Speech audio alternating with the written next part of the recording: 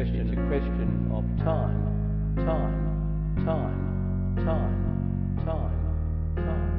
It's a question of deceit. It's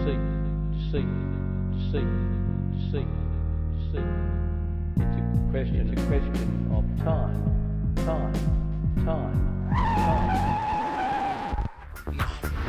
And we believe the video I took the view once we decided to release the video. I took the view that some people would believe the reports. Now, I'm sorry, but I blame the kangaroo for the video.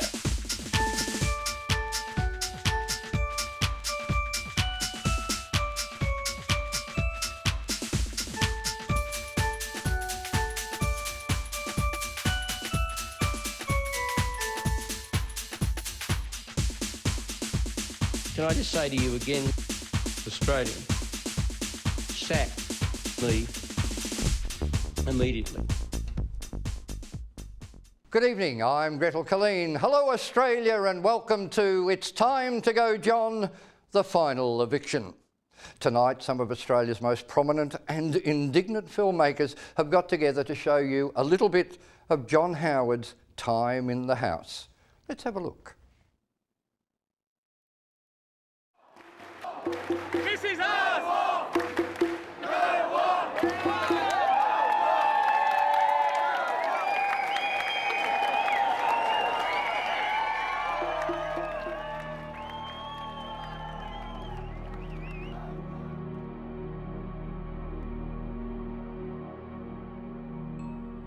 Well, I speak on behalf of all Australians, and whatever then crap he goes on to say. Well, I speak on behalf of all Australians. He's never happier than he is when he's claiming to be speaking on behalf of all Australians. When 80% of the Australian people were opposed to the war in Iraq and 1 million or so of them marched in all of our cities to voice their protest, that was Australian. But when Howard ignored them too and said he was sending the troops anyway and sucking up to Bush on behalf of all Australians, well, that was un-Australian. Yeah, well, I had a sinking feeling when I heard the news that the war had actually started, because it was almost like this strong feeling with so many people protesting that maybe they would listen, maybe they would try at least something else first. So many people came on that march who hadn't been before, and I think that they were just not convinced about the reasons for the war.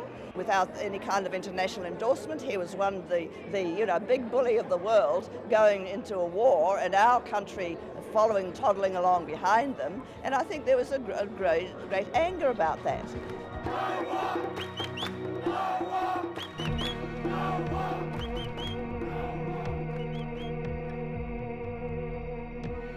We literally thought, where could we paint or put or whatever?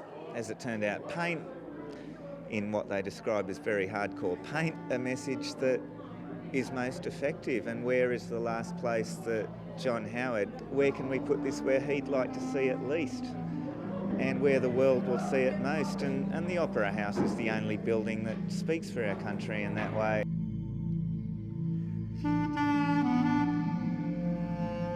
Only 30% of Americans vote, right? So that means only 15% voted for George Bush. So actually he doesn't represent a lot of America. And the fact that so many people marched everywhere, including America, implies there's something very unrepresentative in what he's done, and the same with Howard and Blair. And I feel like that's one of the tragedies, is that they're supposedly democratic and yet they're not taking notice of what people are saying.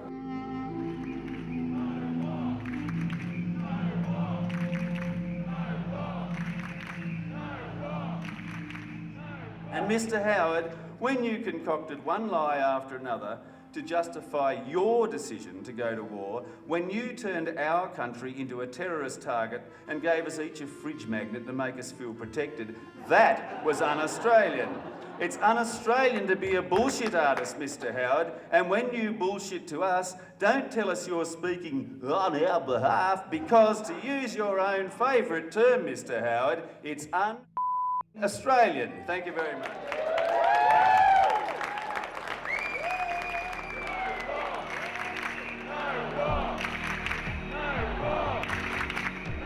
It was the moment of shame for our country, and our country will now be looked at forever differently as a result of where we went to in Iraq. And when John Howard came on the TV news on the Sunday night, I was thinking, this will be interesting, I'll have to respect those numbers. And he went, oh look, I respect the number of people who marched, but I'll make up my own mind. 24 hours later, they were a mob. He was calling them a mob, and that was not a mob. It was ordinary Australia just saying what had to be said.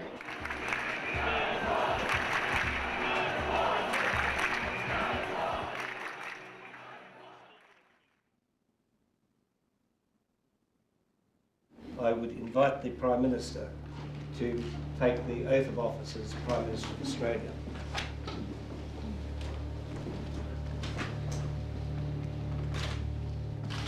John Howard said he wanted to make Australians feel relaxed and comfortable. I, John Winston Howard, do swear that I will well and truly serve the people of Australia in the office of Prime Minister. Since then, he's taken us into 2 wars as aggressor against nations that never threatened us with war. In Iraq, he did this on the basis of flawed, ambiguous and thin intelligence.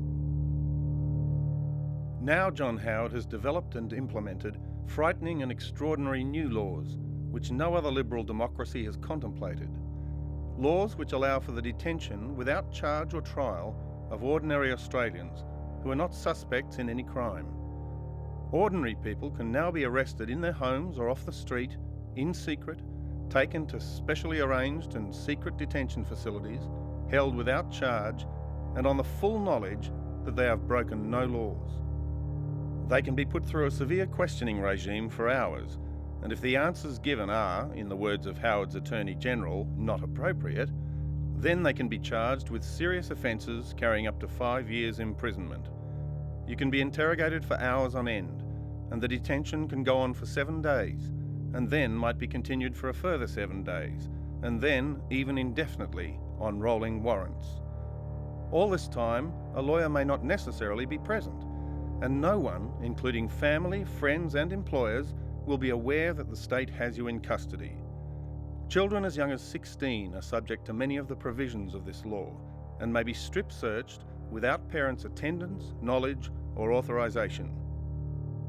Mr. Howard originally proposed that these laws should apply to children of any age.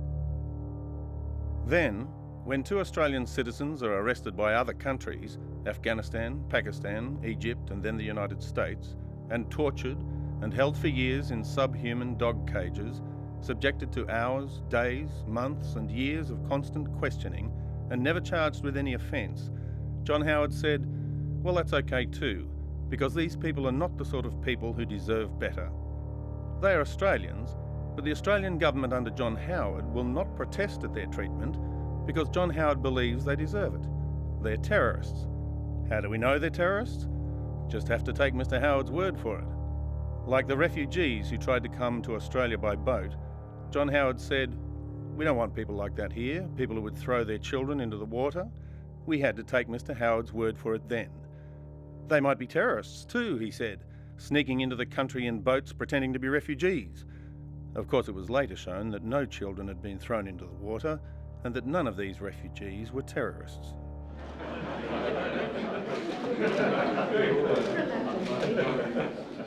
Now terror has come to Australia. Mr. Howard says we need tougher laws, and he gets them.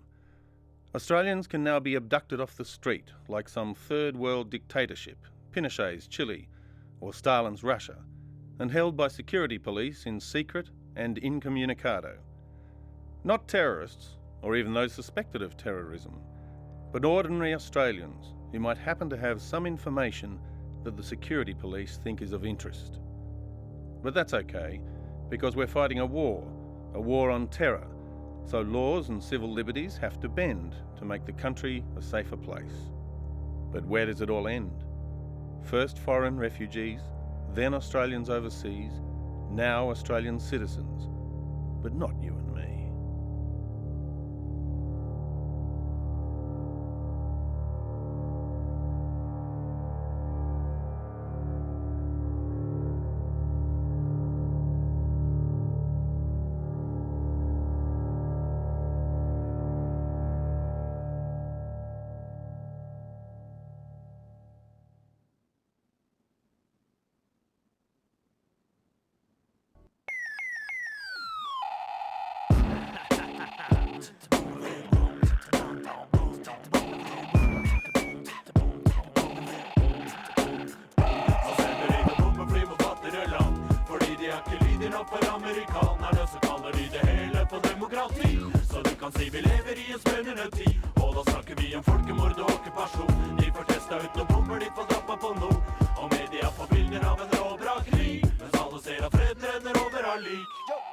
Hvor lenge blir det til neste gang den neste krigen starter? De sender bomber og granater som etterlater digre krater i andre stater. Hva tror du er årsaken til at hat gror? En irakisk diktator eller rett og slett nye NATO? Det er alle i Midtøsten de tar ranere. Sender pedagogiske raketter og myrder barn i barnehagene. Hva faen er beramere? Neste uke skal de ta iranerne, blir det vane med mord for å sikre tilgang til oljekranene. Så vil de ha med noen norske soldater på de planene. Og Kjell Magne Bondevik suger pikken av amerikanerne. Imperialisme, krig mot terror, eller hva faen de kaller det. Charles Manson går litt der. Kommer de neste dagene.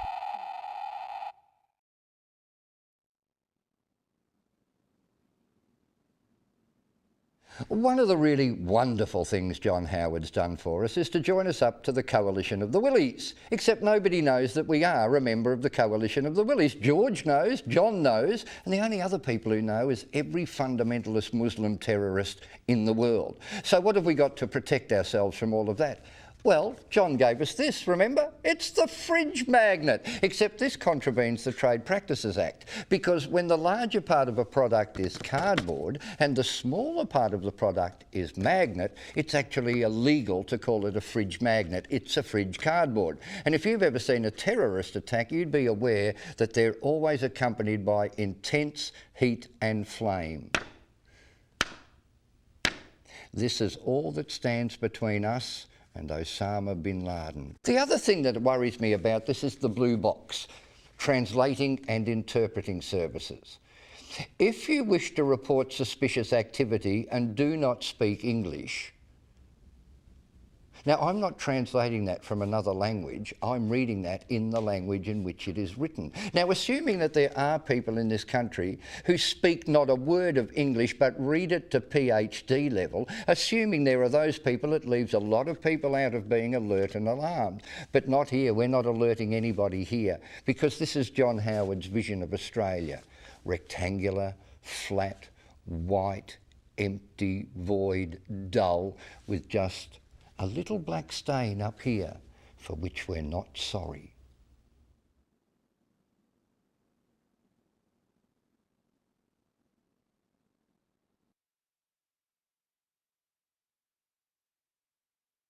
I also need to, in the name of truth and the name of a frank discussion of this issue, to repudiate the claim that my 10-point plan involves a massive handout of freehold title at taxpayer expense. That is an absolute myth. It is absolutely contrary to the fact, and I absolutely repudiate it. So ladies and gentlemen, I believe that the plan I have put forward provides an equitable balance between respect for the principles of native title and the very legitimate interests of pastoralists and others. I believe that my 10-point plan provides the only basis of a proper approach.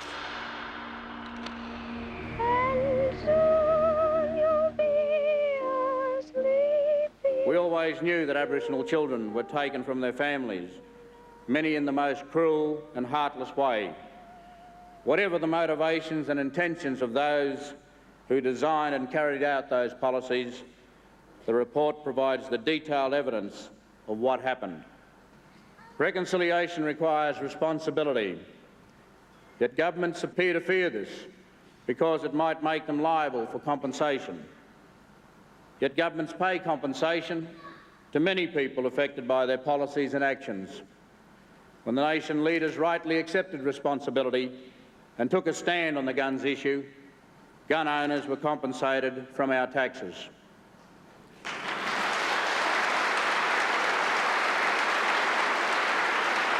Reconciliation will not work if it puts a higher value on symbolic gestures and overblown promises. It will not work if it is premised solely on a sense of national guilt and shame. Australians of this generation should not be required to accept guilt and blame for past actions and policies over which they had no control. It is a troubling business coming to terms with our history, both for Aboriginal people and for non-Aboriginal people. For our people, it is a troubling business because there is the imperative of never allowing anyone to forget the truths of the past, but being able as a community to rise above its demoralising legacy and to reach for the future. But it's also a challenge for non-Aboriginal Australia. A challenge to understand that in the same way as they urge pride in Gallipoli and in Kokoda and in many of these tragic aspects of the colonial past and the national past, in the same way as you are able to urge contemporary pride in those events, can we as a community and a nation also acknowledge the shameful aspects of that same past? In facing the realities of the past, however, we must not join those who would portray Australia's history since 1788 as little more than a disgraceful record of imperialism, exploitation and racism. Such a portrayal is a gross distortion, and it deliberately neglects the overall story of great Australian achievement that is there in our history to be told, and such an approach will be repudiated by the overwhelming majority of Australians who are proud of what this country has achieved, although inevitably acknowledging the blemishes in its past history. I don't think we in Australia at this juncture have the leadership to take us to reconciliation in 2001, regrettably. There are questions here at stake that are bigger than the small hearts that have concocted the 10-point scam.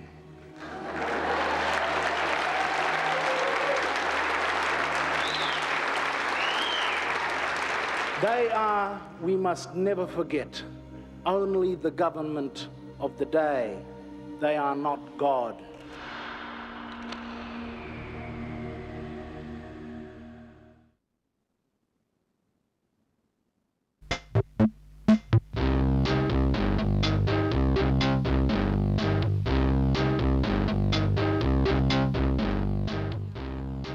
And how many times have you been moved now, Minya? I say about 1 time, and 2 times, and 3 times, and 4 times, and 5 times. I move all along. 5 times when I make it the way I say. They'll not move me again because I don't like it going, but I must be saying somewhere. Someone can help me, I can say it somewhere. Because I'm a black man, I'm not a white man.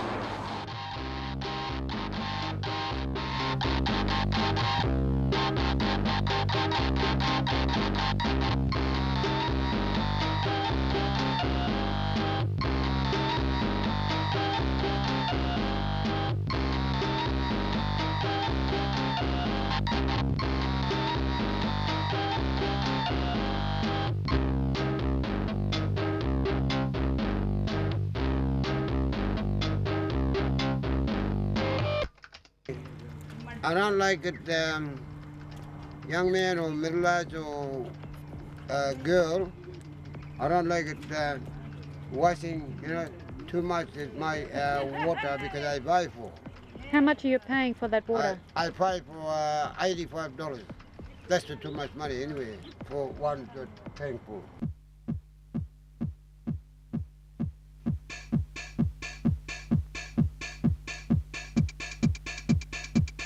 How come they come and city council that they push us? That's wrong. And they come and when they see a fire, they tip it up water. When we cook something. No, every day they come there. Every day. Everywhere, no, that place. But here, one time they come here. I said, hey, don't do that again. You're not fucking this country. You're from long way. We're the black people this country. We don't know do you. They give you paper too when they come? They give you Yep, give you paper now? yeah. And they put my name. And they think I'm gonna pay $50. Huh? Now, nothing from me.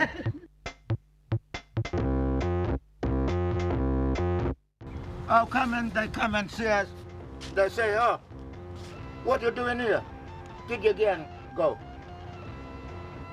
And we pack up and take another place. And after that, they see us and they say, you here, Bob? Yeah, but I'm staying here. I must see him up, look like. Nah, let's go right now. Well, I carry all the gear. Myself and me. My wife. You and me to be more Well, I carry all the gear, put another place, and come back, get another one, come back, another one, get him. I read, How come they get the bag, all the gear, and they take in the Burma? And we come and look, nothing. Hey, where's that my gear? Nothing. And I make fire, I sleep with no blanket.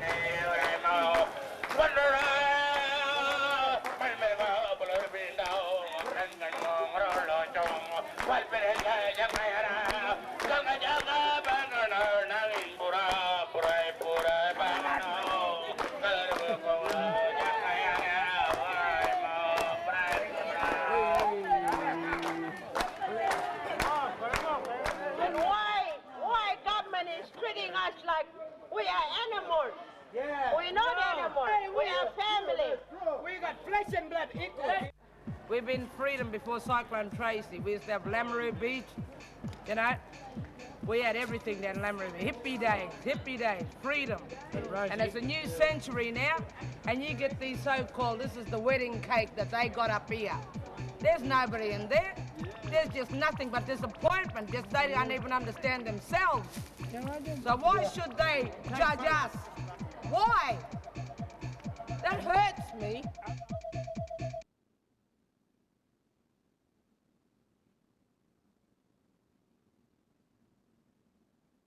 John Howard was born in 1939, you probably don't remember. They made a movie of it, it's called The Omen.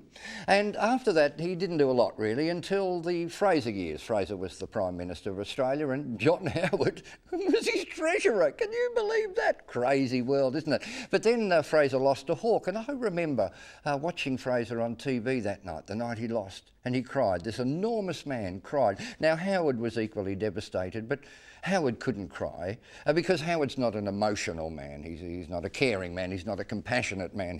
He's not an interesting man. He's not even intriguing. We're being led by a hand-knitted fawn cardigan. But when Fraser lost the election and Howard went into opposition, what people don't know is that Howard died. He died. That's why you didn't see him. For years and years and years, he was just dead. And then Keating was looking like he was going to lose, and the Liberals had run out of people to be leader of the opposition, and they thought, well, let's try Howard. He might be dead, but perhaps people won't notice. So they dusted him off and they left him in a room overnight. But, girls and boys, they left the window in the room open. And in the night, a fairy flew through the window, flappy, flappy, flappy, across to the dried out, desiccated husk that was John Howard. And with her fairy wand she tapped him and gave him life. And he stretched and he yawned and he breathed, and in an ecstasy he ran from the room. But girls and boys, he forgot to say thank you. And he never heard the fairy's warning as she called after him. And remember, John, if you ever tell a lie, your eyebrows will grow.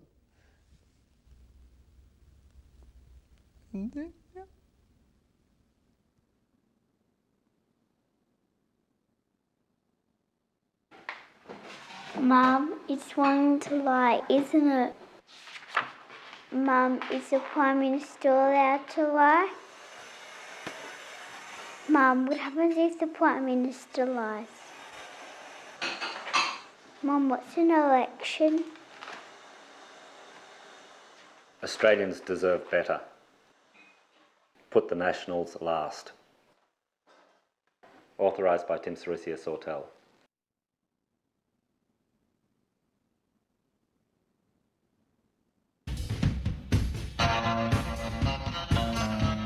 It's a great leveller of no matter where you are, in whatever you do in your life, once you get together with people and start drinking, you're on the same level.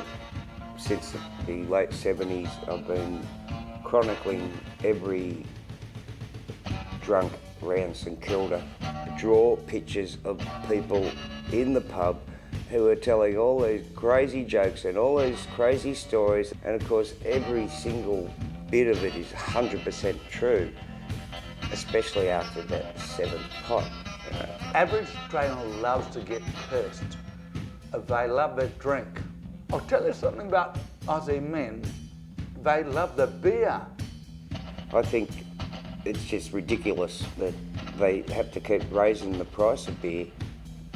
Johnny Howe said we were going to get cheaper beer under GST. I think it went down for about a second, and then it went up about 20 cents. And it's been going up steadily since. Since the GST came in, I've been earning exactly the same amount of money as I was earning before it. The price of beer has slowly gone up. The GST on our hops, on the breweries, on the beer, really, when you look at it, it's a double tax putting on the tax that you've already got. GST has really fucked over a lot of people, blokes who run garages and such. Now they have to spend, 40 hours working out all this paperwork when they used to just fix cars, pay their tax, working harder and getting less. It went in New Zealand from 4, 6, 5, 10, and now it's 14%. Your pay packet every day is getting lower because of the GST. And it's Johnny Howe's pocket that's going into. Johnny Howard, he's a complete liar. I still don't believe why people keep voting for him, but most people I know don't vote. So maybe they should get out of the pub occasionally and go and register. We've got to get rid of him. I mean, he's been there for 8 years. We've put up with him for 8 years. Thank you very much. We've got to get rid of him. And I really mean that.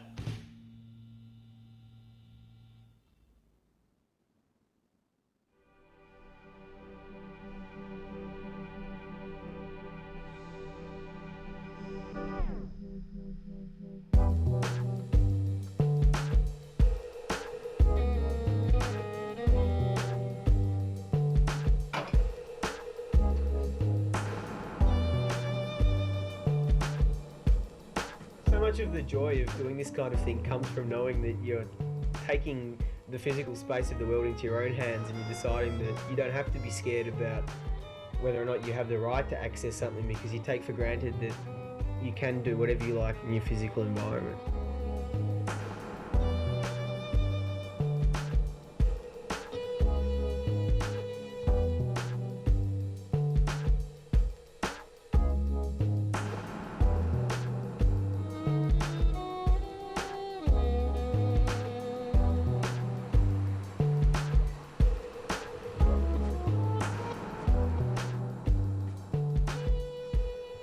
I was absolutely amazed, and I heard the first speech of John Howard's election campaign for 2004, and he made a note of saying that a vote for the Liberal government was tantamount to a vote on trust.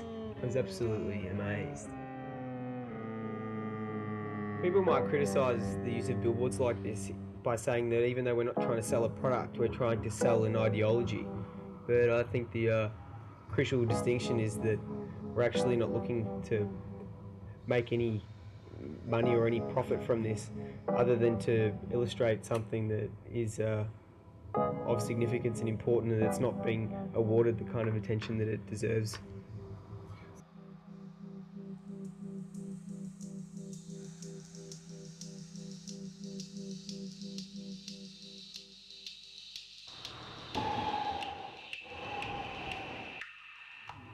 Well, basically we're pointing the finger directly at John Howard, and John Howard's government and John Howard's lies.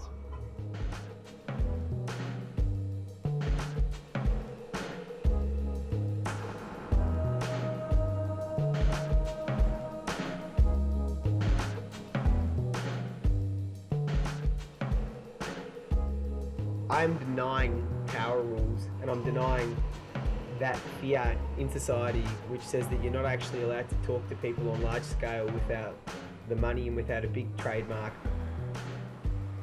Everyone in this country, it seems, knows that John Howard lies, and it's whether we care or not.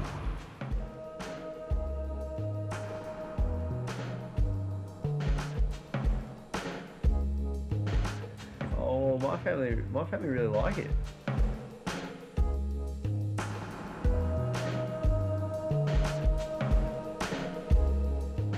Fantastic, because my son's doing what he wants to do and expressing himself in ways that I don't feel like I ever could or can.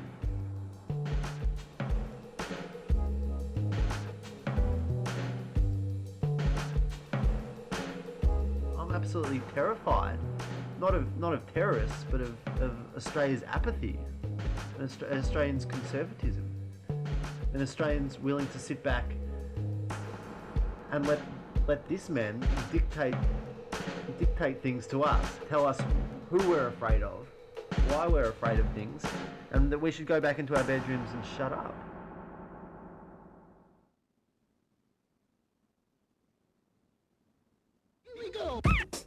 Hey Kay, I hear you're a little upset lately. Yeah, B, there's been a guy annoying me. I'll tell you about it. So 9/11's been and gone, but it was 11/9 where I'm from. Did the USA even stop and think? Nah, rather get on the brink of a new world war, cause peace is worth fighting for. Some fucked up logic I can't ignore. A war on terror perfectly planned so they can bomb anyone that they don't understand. With their Bill of Rights and the amendments to ensure that all their defendants are innocent, to otherwise prove. But is that the logic that they've been using? Destroyed Afghanistan without any proof. 3 million plus refugees without a roof. 6,000 dead civilians and counting. Oh yeah, the tension's mounting. Yet remember, Bin Laden never admitted doing any of those crimes committed. Yet they persecute a whole religion, bomb a whole region. Guess who's backing him up? John Howard is a filthy slut. I know he got elected, but he's no leader of mine. He's a national shame, sending our country down the drain. John Howard is a filthy slut. I know he got elected, but he's no leader of mine. He's a national shame, sending our country down the drain. Now every Australian gets a bad rap. I blame John Howard, you spineless sap. Complicit to this, complicit to that, while they kill whoever they want at the drop of a hat. Johnny, I hope you know, the blood's on your hands wherever you go. You're Australian, national shame. Stand up and take the blame, cause Pine Gap's still here, operating, monitoring and calculating the next offensive in this war on terror. Make no mistake, make no error, we're in it up to our necks, all these innocent deaths. John Howard is a filthy slut. I know he got elected, but he's no leader of mine. He's a national shame, sending our country down the drain. John Howard is a filthy slut. I know he got elected, but he's no leader of mine. He's a national shame, sending our country down the drain.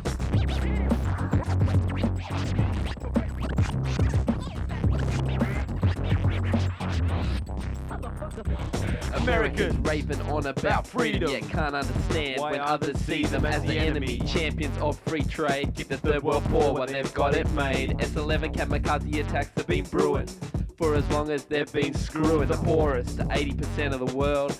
That's a lot of young, angry boys and girls. I'm lucky I'm rich and white, yet I know for sure that it's not right to start a war that's never gonna end, to destroy countries I'm never gonna mend.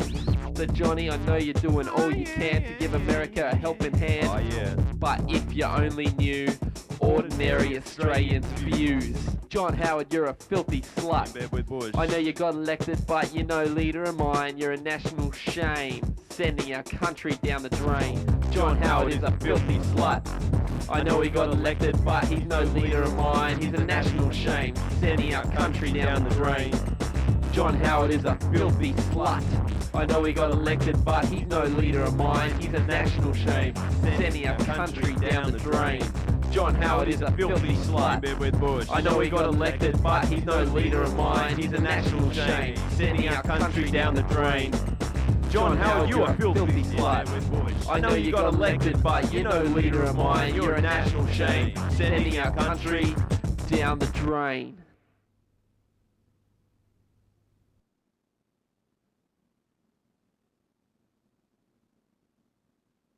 You know, do you ever get up some mornings and think, oh, I can't face another day of Howard?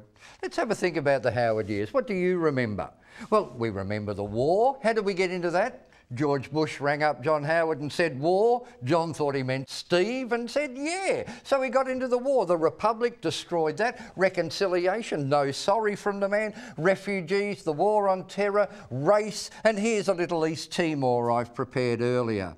You know, no Prime Minister in my lifetime has had so many opportunities to write his name large on history's page and pissed them all up against the wall.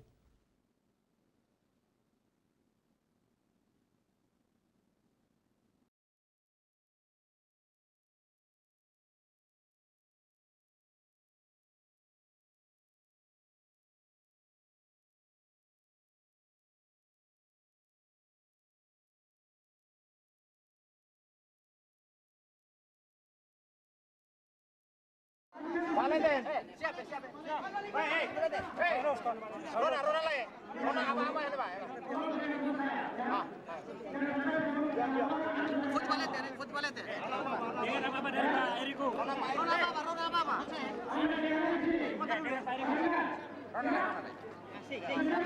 Sudah.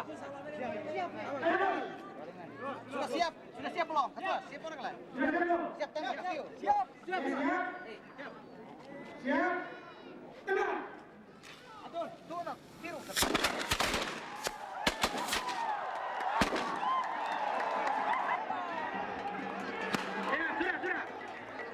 Sudah.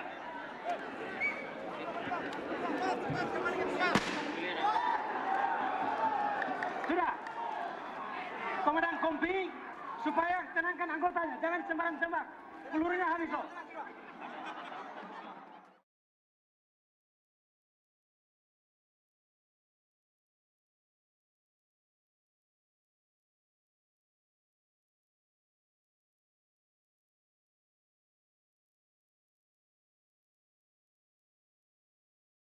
On the 3rd of April at the Motel Clinic, there were more injuries and news of a massacre at Likisar, half an hour's drive from Dili. Karena kita nenek luka Saidah, tiru kan? Tiru mais ou menos fungsi semak tiru. Fungsi tentara. Tentara, né? Imam Hari tentara. Besi mira semuanya tiro.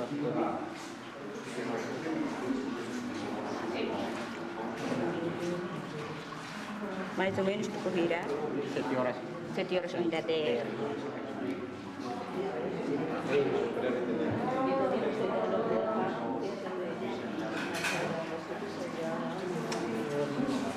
Obrigada, hein?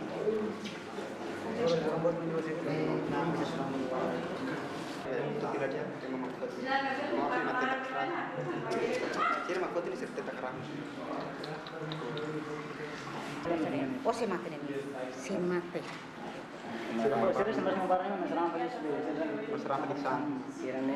Tentara Indonesia koto bela kolian. Bela kolian tentara Indonesia koto.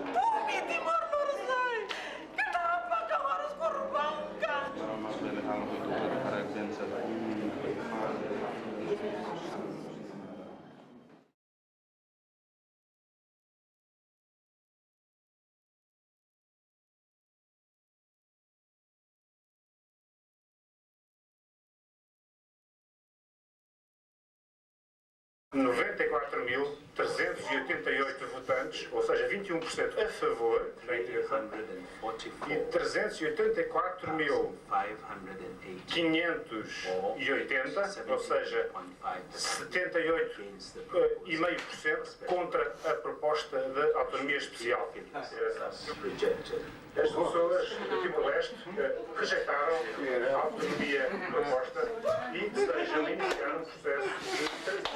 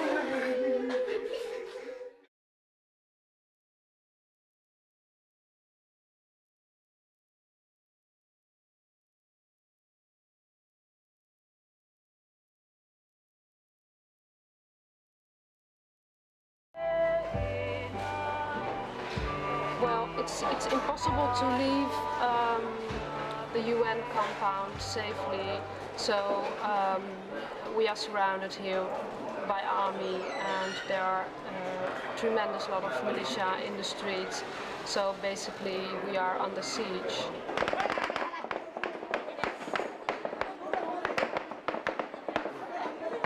Even here, there was no real sense of security. Day after day, refugees sheltered from the militia and military. Food and water were running low. Soalnya kita punya keluarga semua sudah meninggal, tinggal kita yang di sini. Dengan apa anak-anak ini? Biar pasukan biar turun saja.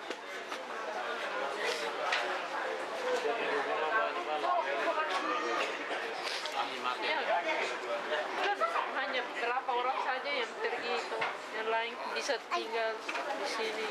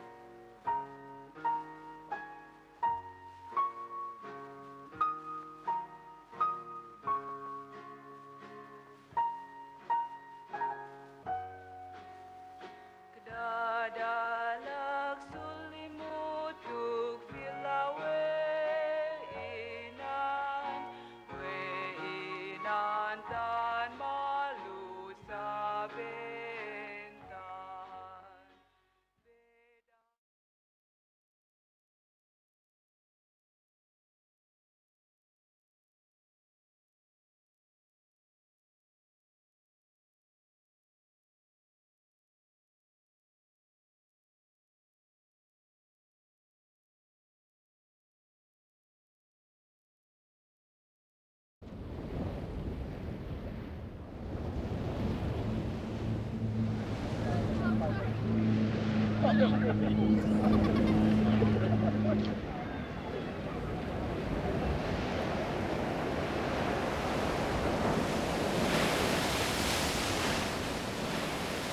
Timor entered my life in 1999 when Australia went through a moment of grace after Interfet went in to stop the violence.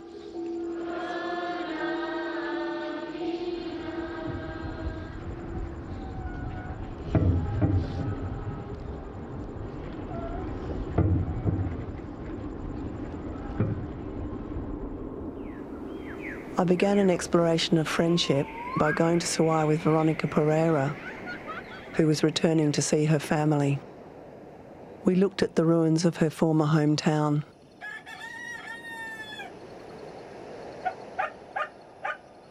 Veronica and I visited Suai Loro, the nearest village to the Timor Sea, where I heard oil bubbles up from the ground.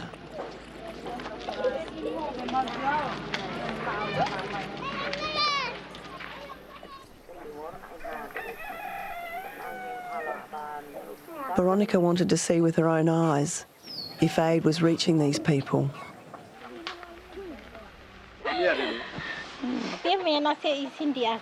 Afterwards, she turned to me sadly and said, "These people have nothing."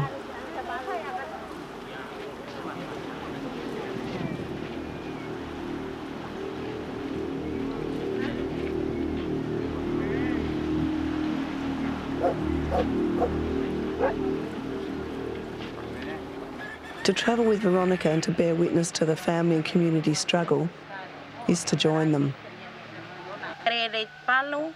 While sitting together, we decided we must be patient, working to do the small things and looking after family matters.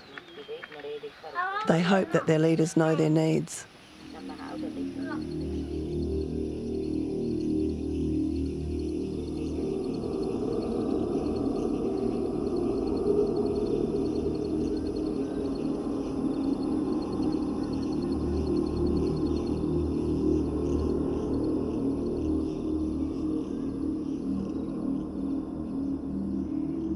One day I spent some time in the unfinished cathedral where hundreds lost their lives for voting for the very first time. This is a symbol of colonialism's ambitions and failures. An independent democracy for everyone here means the struggle continues at an emotional and physical level. Oil means food. No rural East Timorese have a consistent supply of electricity, and most are unable to follow the debate about their livelihood in the news. 2 months before celebrating independence in May 2002, bad news arrives.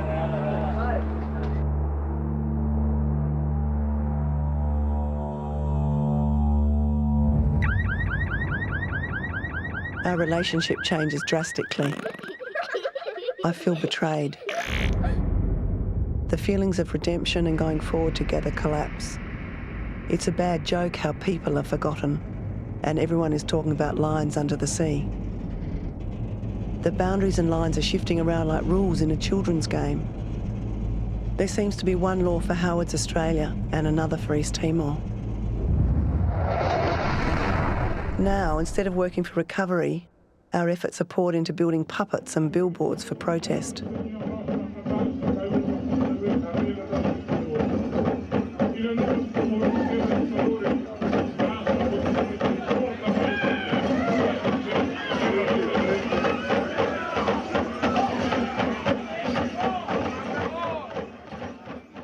On the day of East Timor's independence, I head over to Collingwood Town Hall in Melbourne to celebrate, while many old friends head up to Timor. On my way, I'm stuck in traffic, and it's difficult not to think about the oil issue. Howard and Dana's betrayal has created mixed feelings. Trust wasn't an issue, now it is. Friendship and gratitude were the dominant feelings. Now there's distrust. I set out to explore ideas of friendship and a global neighbourhood.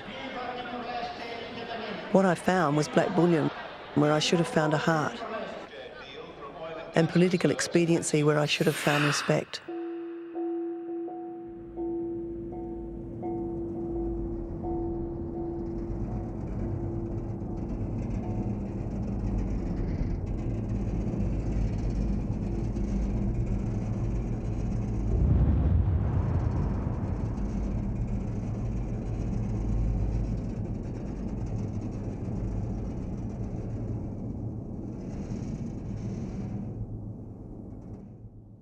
I've just started a map of the world. That's Denmark there. There's the wedding. Isn't she beautiful? We come round to France here, then we've got Italy there, and then there's Greece. There's the Olympic Games. There's the drug dealer.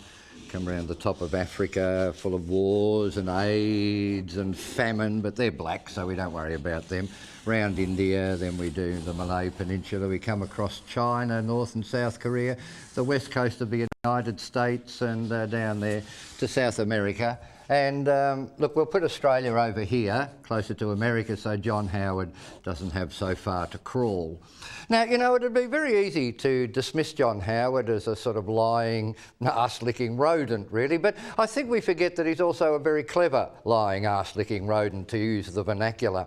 You remember that in 1996 we had the Kyoto summit here in Japan, and we didn't sign the Greenhouse Gas Protocol, and I couldn't work out why. You know, it's a sensible thing to do. The world is heating, the oceans are rising, the whole thing is going mad. Why don't we sign it? And then I realised that Howard is a very, very clever man. Because look, here you've got Canberra and Nauru and Christmas Island here. There you are. That's the axis of stupidity.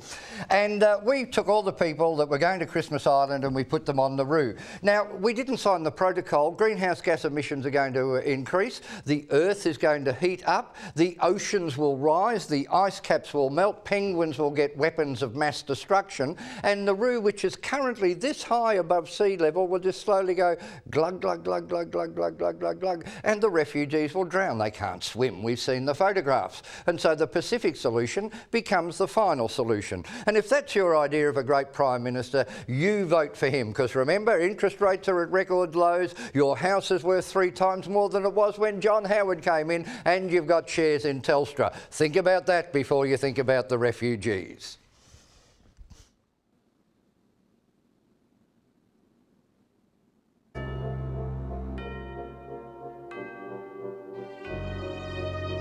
Just I told my smuggler to help me just to get out Iran. I said, I don't care which way, just go to some countries to get protection to my life. They catch us in the island they called Ashmarif. They sent us to small prison in very, very hot desert. In my language, they call this place hell, but in Australia, they call it Boomer. Pull the fence down! Holy shit!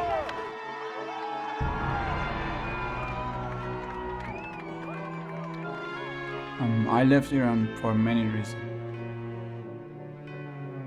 These big things to me to get freedom to speak.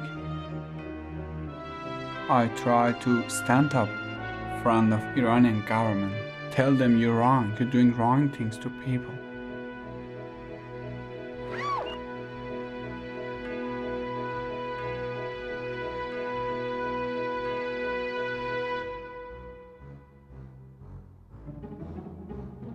In such a dictator government, like an Iranian government, you have to believe what they believe. You have to believe what the Ayatollah believe.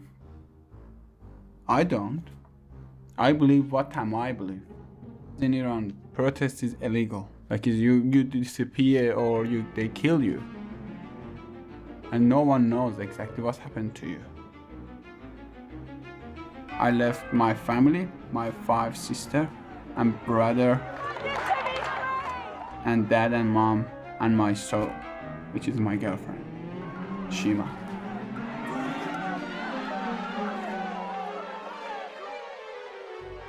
You can't go back, and you can't get out, and just you confused and it's a horrible place.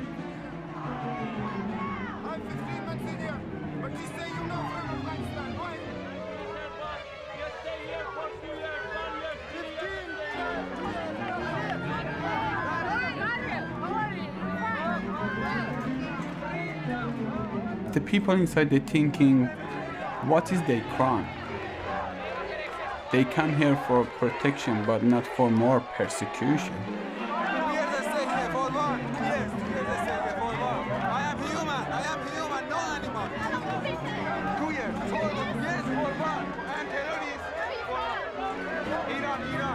Thank you very much for helping.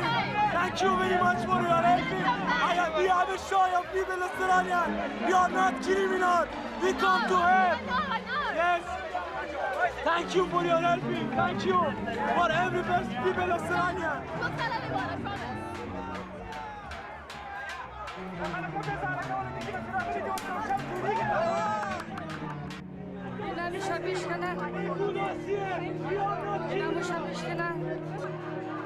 You don't care really, just you get out this place.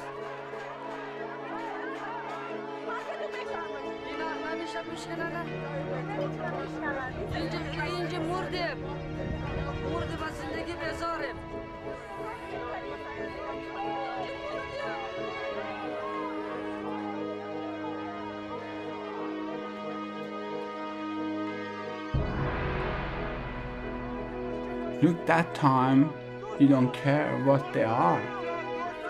Just you want to get out this place. And just you want to go, and when you see the people outside, just you trust them. I am human. Help us. Please help us. I am human. Help us. Even you don't know them, even from another country, very strange to you, but you think they come to help you, which is what they did.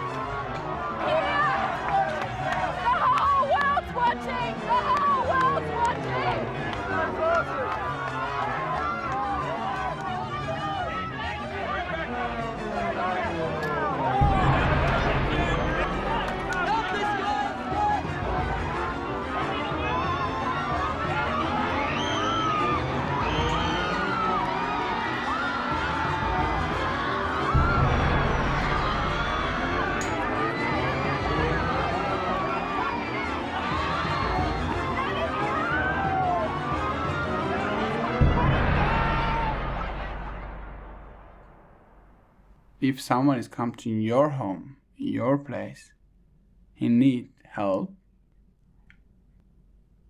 maybe it's not very good idea to give to him more persecution.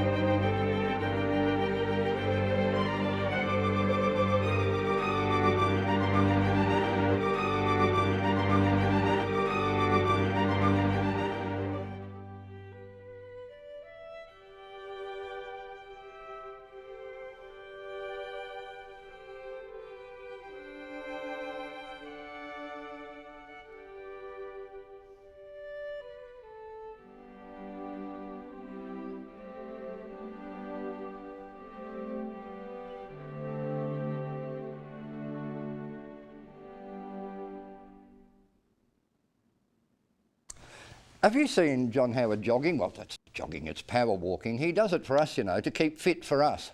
I wrote to him and said, don't. Now, when he goes jogging, I don't know whether you've noticed, but he sometimes wears the rugby top with the Vodafone advertising on it. Now, I've checked on the net. He's the only leader of a world country who's sponsored. Now, are we doing that badly, that we need to sponsor our Prime Minister? We aren't. Peter Costello says we've got billions of money left over and he's going to give it back to us to make us vote for him.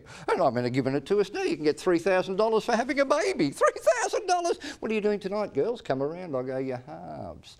$3,000 for a baby. Look, it's just waste, waste, waste. It means nothing individually, but if we all got it back together, if you and me took our little tax breaks, our baby bonuses, all our little children's bonuses, all the little bits of money and put them back together, we'd have $3-4 billion. And then we'd take that money to Peter Costello and we'd say, Peter, you can have the money back. You can have the money back. Spend it on education, health, do something useful with it. You can have it back if we can buy the advertising rights to John Howard's tracksuit. Now, by this time, we would have formed a company called, say, I Am a Pathetic Runt Proprietary Limited. Now, if you went to Peter Costello and said, here's $4 billion and a chance to humiliate John Howard, Peter Costello would leap at it. And John Howard would have to go jogging in his little tracksuit with, I am a pathetic runt on it. Fantastic. And for $4 billion, you'd want it really big on the back as well. Doesn't make much difference, but it's comforting somehow.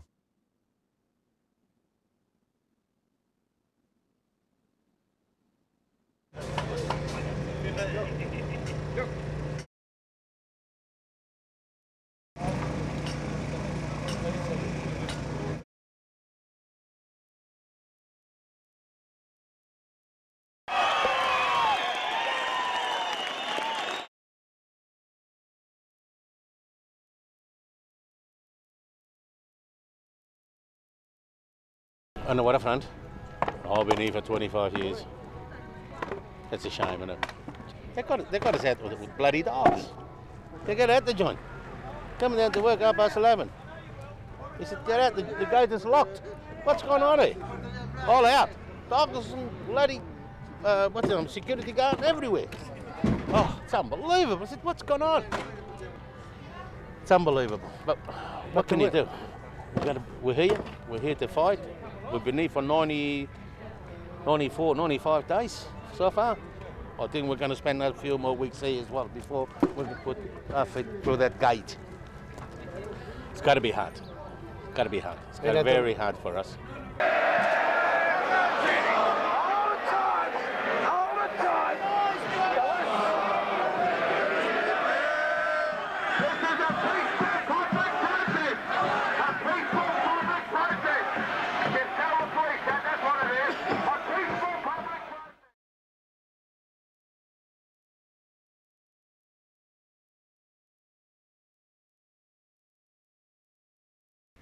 Well, I think the initial meetings were purely exploratory about the government saying that they were going to insist on waterfront reform. Us saying to the government, well, it's all very well for you to say that. You know, how do you think you're going to achieve it? Patrick's had their plan, we had our plan, the government, I think, had their plan, but they were much closer, I think, to the Patrick's position than they possibly were to ours. We did not see at any stage dismissal of the union as a serious option.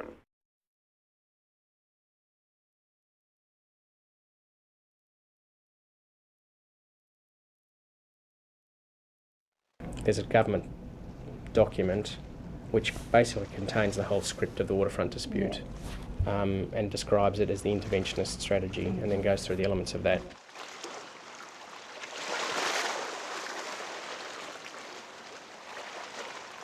The interventionist document contains the script.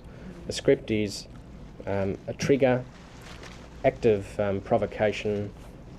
The union members go out on a nationwide orgy of illegal industrial action, and they're hammered into submission. And they're ultimately destroyed.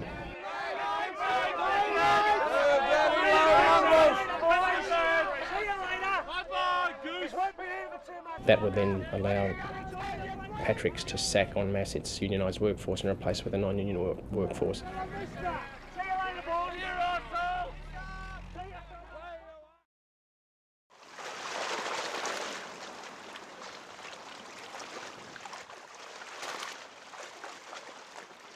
Howard writes to Reith and Sharp and perhaps, I'm not sure whether Costello as well, and says, I refer to your letter and I adopt the interventionist strategy and suggest that a team be set up to implement it. So it went right up to Howard, which is why potentially it was incredibly politically damaging.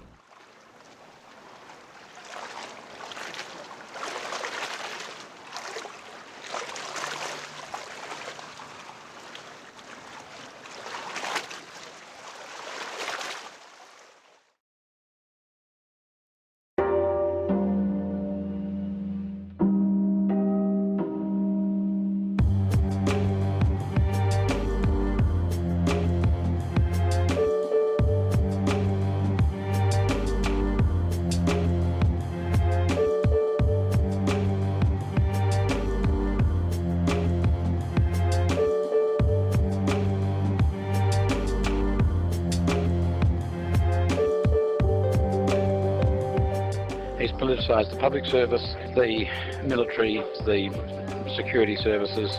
He has threatened the independence of the judiciary. He has, in substance, challenged all of the pillars of our democracy.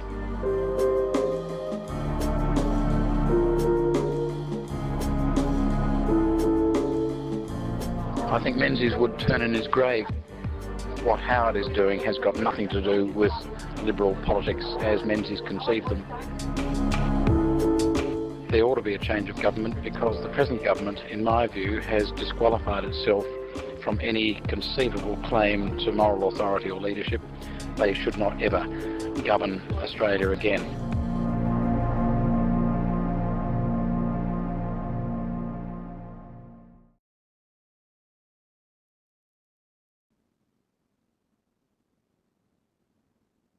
I think he should have stepped down, and I wonder if he now looks back at when there were opportunities for him to step down and he decided not to.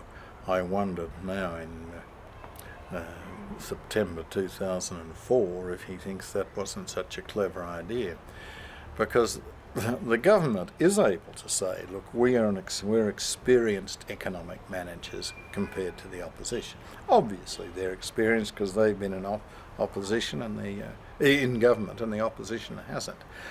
But there's one thing holding back the government, and that is John Howard's own reputation of his own honesty and integrity. If he were to remove himself from the scene by resigning, my own personal view is that I think the government would walk it in at the coming election. But that's been suggested to him many times over the last year or two, and right up till the present time, that he should resign and get out of the way.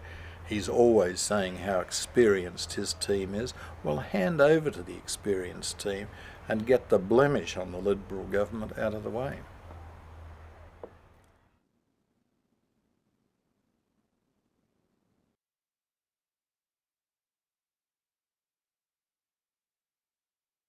It is a tremendous act of respect to actually listen to someone. And it's only when we listen that we can hear what might be beyond the words. Can I introduce to you the Prime Minister of Australia, the Honourable John Howard.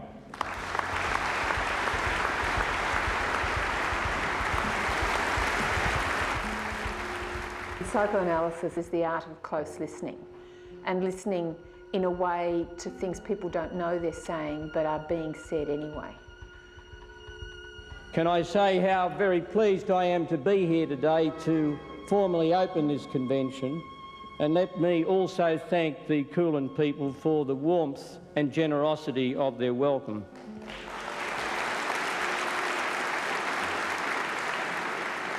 This convention is a unifying event. It is an occasion for positive commitment to the future and a common avowal of the destiny that we all share as Australians. It is an occasion also for frank speaking. I don't think Howard had ever spent very much time thinking about history until he became Prime Minister. He'd been thinking about accounting and taxes and maybe social values, but he wasn't someone particularly interested in history. He had a fairly unreflected on history, and he was called on to speak in public about things so that his strategy is defensive. Governments and leaders alone cannot make reconciliation happen simply through legislation, decrees, declarations or rhetoric. True reconciliation must come from the hearts and minds of the Australian people, in the respect they have for differences, in the attitudes they encourage in their children, and in their recognition of the common destiny we share together as Australians.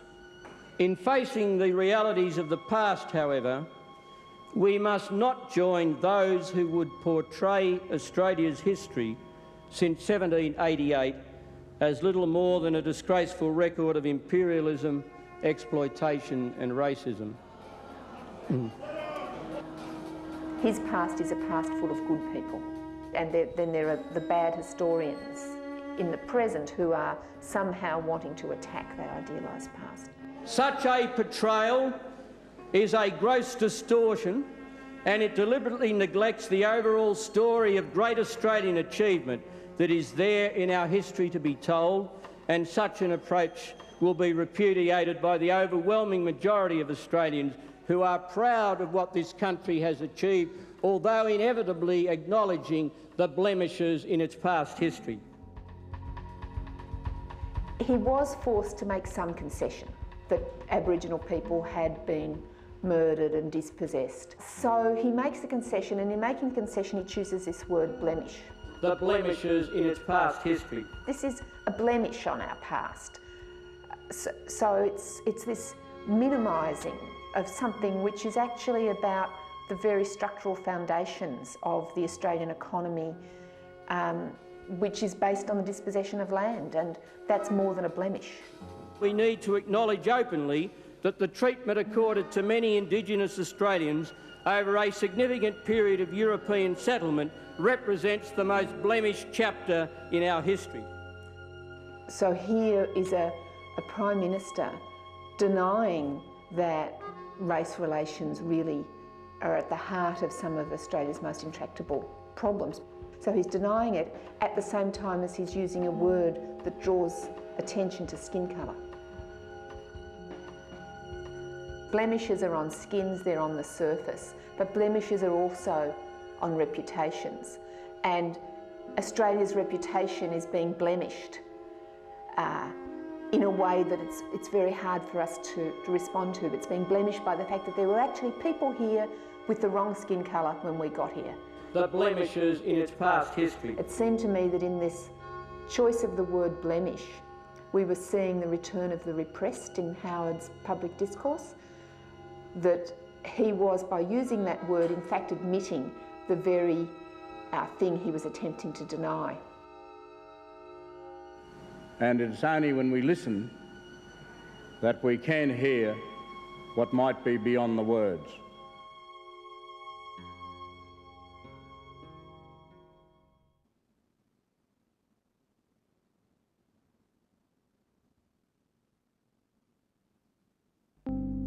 Fellow Australians, we will soon be returning to the polls once again to decide the fate of the nation, to put a leader in place who can steer us through these turbulent times the world is currently facing. This is a very important decision. It is said that we get the politicians we deserve, and you deserve a politician who is going to reflect your values and beliefs. So we have the option for you that is both effortless and guaranteed to fit in with your busy lifestyle. Vote 1, the Fascist Party. It is true that fascism has received large amounts of negative, one could say slanderous media coverage over the years, but we at the Fascist Party believe fascism is the perfect lifestyle choice for the busy professional. Fascism is fun. Modern life makes many demands on your time and attention, and let's face it, you've got better things to be doing than spending the 3 to 4 minutes it takes every 4 years to think about who you're going to vote for, let alone the 20 minutes to half an hour eaten up by driving to the polling booth, waiting in line and actually voting. Did you realise over the course of a lifetime you could be wasting up to 6.2 valuable hours on the democratic process? It may take some getting used to, the idea of shedding this sham democracy, but really, ask yourself, how much do you participate in democracy anyway? Like most of us, I'm sure you get all of your news from one TV station and one newspaper. So it's obviously not diversity of opinion you're after, and rightly so. Stress and conflict are caused by opposing points of view. Who needs it? Who has the time to read complex policy and look into what's really going on? Nobody. You've shown that by re-electing a politician who coined the phrase core and non-core promises, and who lies when it suits him. It's not your fault you're too busy to pay attention. You're probably paying off an overpriced city apartment. Life these days gives us too many choices. We can only think about a finite number of things at once. You need your downtime, leisure time, in which to do those things that enrich and expand you as a human being. Like watching a home renovation program, buying another pair of shoes, drinking a cafe latte, or playing on the internet. Think of all that you'll gain by voting for a fascist. You'll never have to think about politics again. Just think of how much extra time will be available in the evening news bulletins for sport. Don't be fooled. Democracy, like socialism, is a nice idea, but does it work? Why should you let that idiot sitting next to you on the train have a say in your future? And he will, under the current system where equal measure is given to the votes even of half-wits and morons. As it is, any recent arrival off a boat with a bleeding heart story can gain citizenship and have a say in your future. They can't even say struth, and they're dictating the course of our society. Do you have time to deal with all of these issues? No. You have a mortgage to pay, Swedish furniture to buy, a lifestyle to maintain. Leave the politics to the experts, and you'll never have to think again. Vote 1, the Fascist Party. The party that truly fulfills your lifestyle needs. There you have it. That's the end of the show. Now it's up to you. You have to decide who we're going to evict from the house. Is it time to go, John, or isn't it time to go, John? Only you can make that decision. Only you can make the change. Don't SMS. We don't want any money for Telstra or Optus in all of this. What you got to do, you got to go to the local voting place. You got to go to the primary school and the church hall, and you got to fill in the ballot, and you got to do it properly. It's your choice. You decide. Is it time to go, John? Thank you and good night.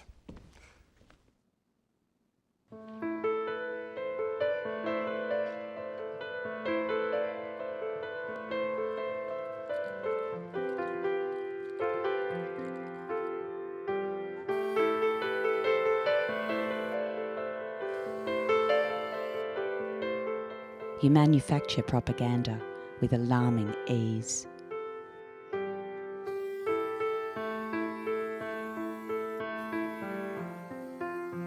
You lock up displaced people indefinitely and treat them like criminals.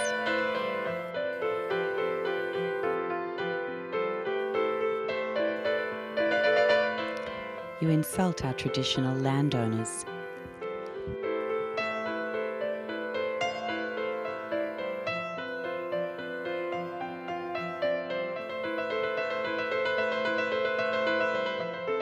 Your war on terror attracts terrorist attention and creates terror at home.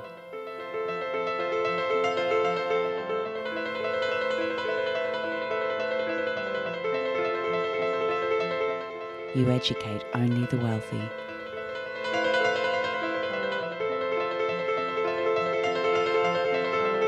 You take away the dignity of our unemployed.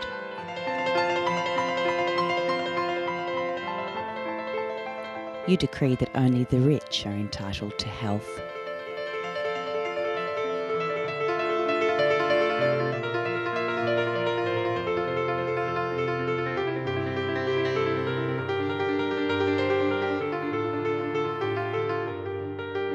You think we have no memory.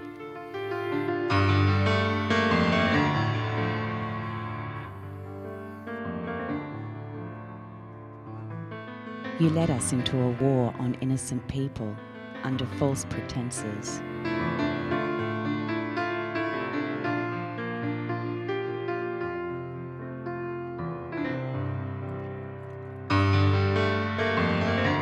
It's time to go, John Howard, so the damage can be repaired. As I recall it, the allegation was the kangaroo was a member of my staff. Your assertion was the kangaroo was physically in my office. Now, wrong. There was nobody in my office. You can disagree with me, and no doubt some of you will, but I'm sorry. Ruddock told me there's no evidence.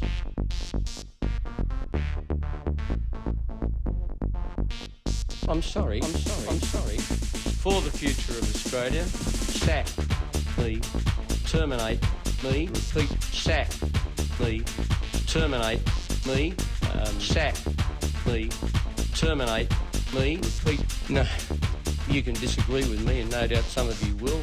I blame people in the community. Well, yes, I blame decent men and women.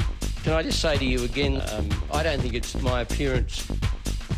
I'm sorry. For the future of Australia, sack me, terminate me, repeat, sack me, terminate me, sack me, terminate me, repeat. No, you can disagree with me, and no doubt some of you will. Natural repulsion, innate revulsion, natural repulsion, innate revulsion, natural repulsion, innate revulsion. I'm sorry. For the future of Australia, sack me, terminate me, repeat, sack me, terminate me, sack me, terminate me, repeat. No, you can disagree with me, and no doubt some of you will.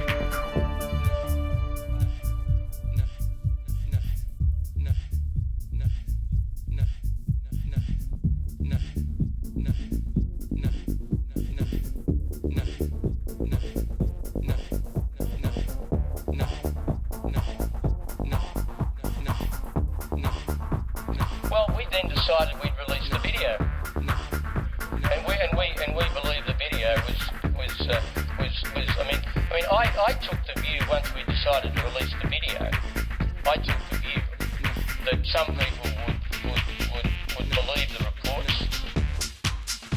I'm sorry, but I blame the kangaroo for the video.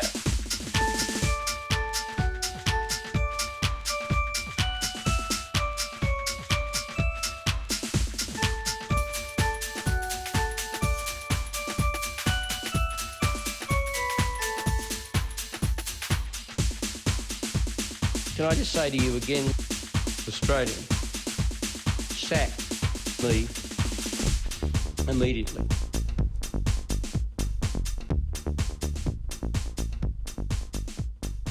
So, what did you say about Mr. Rees?